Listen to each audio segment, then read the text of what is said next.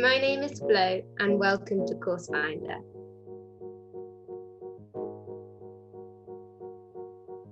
I'm particularly passionate about the climate crisis because the more I learn, the more I realise that it has a huge impact on us. And as Christians, we read in the Bible that we're here to look after the world, and we can see the mess we've made of our world, and we can also see that there are steps we can take to fix that. So that's why that will be the thing I'm most passionate about, because I think not only do we have a calling from God to look after our planet, but also we need it for ourselves. We need to look after our planet so we can live here.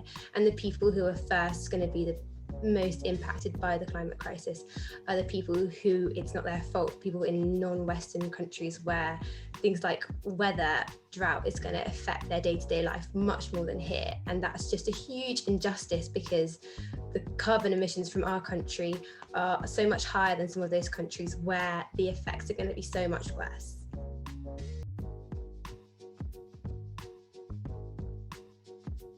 So I think I always had an acknowledgement that fast fashion was bad, but it was something that I just pushed away in my mind when I went shopping. So then I think when I had all that time and I was just listening to the radio, I was like, oh, you know what, maybe I'll actually revisit that and see what that was all about.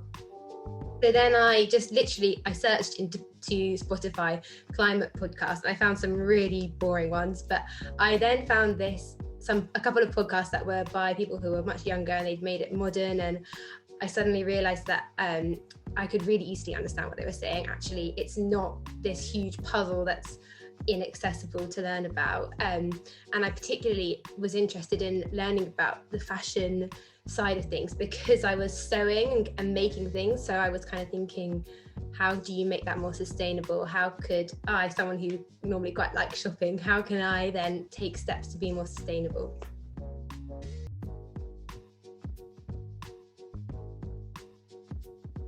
One of the huge issues is that fashion is just hugely related to carbon emissions.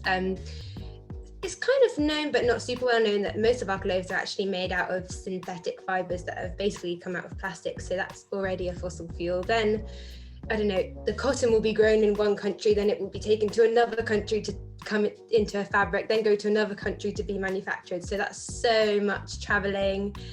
And then on top of that, I think it's the conditions that the people who are making these clothes in that make people so passionate about being against fast fashion, because I don't know, there's the links to slavery or just not even enough pay. And so it's kind of those two things hand in hand. It's the huge impact on the climate and the huge impact on the people who are involved in making it.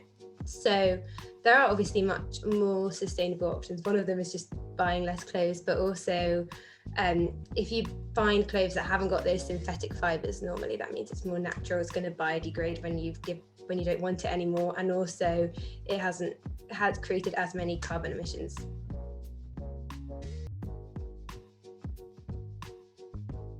So I think the most inspiring part of the Bible to relate it to looking after the planet is just going to be the beginning of Genesis. God created the world and that we are here to look after it, because I think that's just, even to people who don't believe that global warming exists, although that's a whole other issue, if they're a Christian, it says in the Bible that we've got to look after this world. So I think that makes it so clear what we've got to do. And I think that also encompasses looking after people in other countries and looking after the little things that are going on, because actually God really cares about that.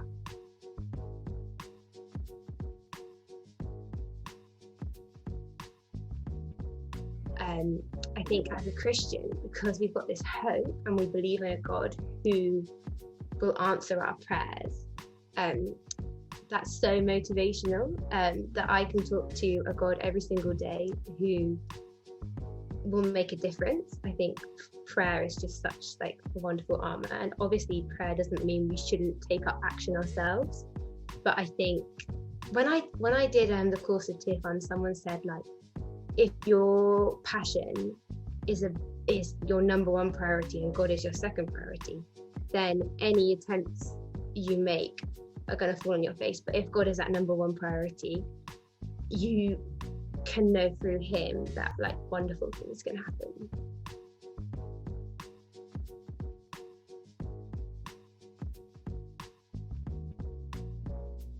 Oh gosh.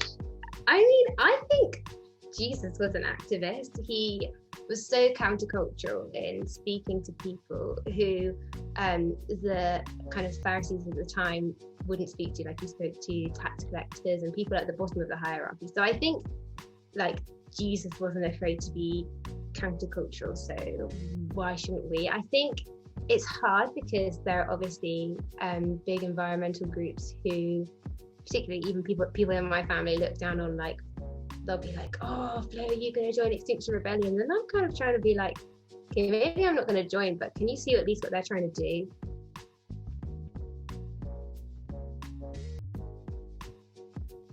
Yeah, so I've actually, like, I mean, we're very British. I know obviously this is stewardship, but in that we don't talk about how much we give. But because I haven't been able to go traveling, I'm not at university yet. I'm just living at home with mum and dad, so I actually have very, very little costs. So I found that it's been a real challenge to start working out like where I can start giving. And although obviously, I mean, I'm not earning those, but I can know that I can start habits now in terms of giving.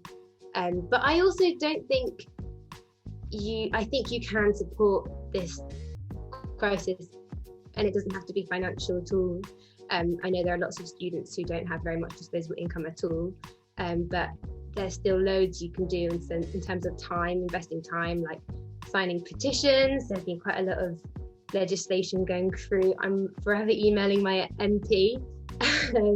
There's lots you can do in terms of also just following accounts on Instagram. That's something people my age do a lot, and keeping informed, finding those petitions and signing them. So it's kind of like two sides. There are things you can do financially, but there's also loads you can do that's got nothing to do with finances.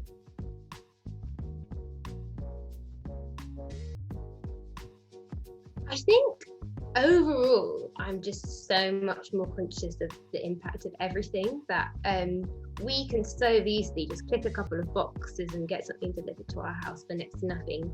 But actually learning more about kind of these systems and how these things get to us, and realizing that although that's so easy, that kind of level of consumption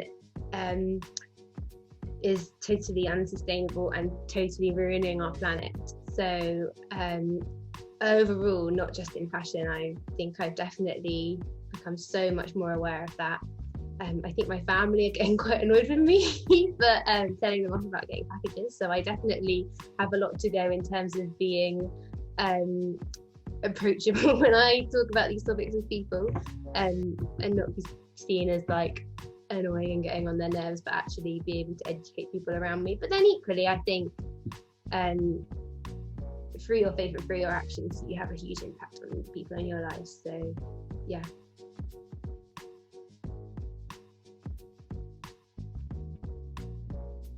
Well, I mean, if it wasn't for the pandemic, I would have spent so much time cramming my brain with A-level revision, and then I was gonna go off traveling, and I had all these plans.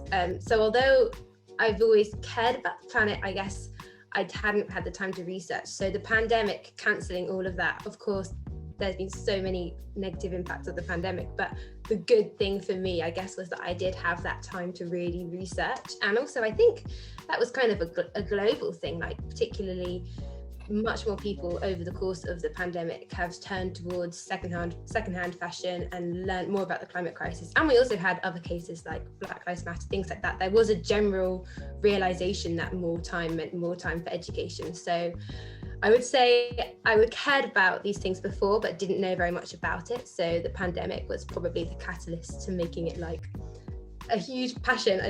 Passion seems like a crazy word, but yeah, it is a passion.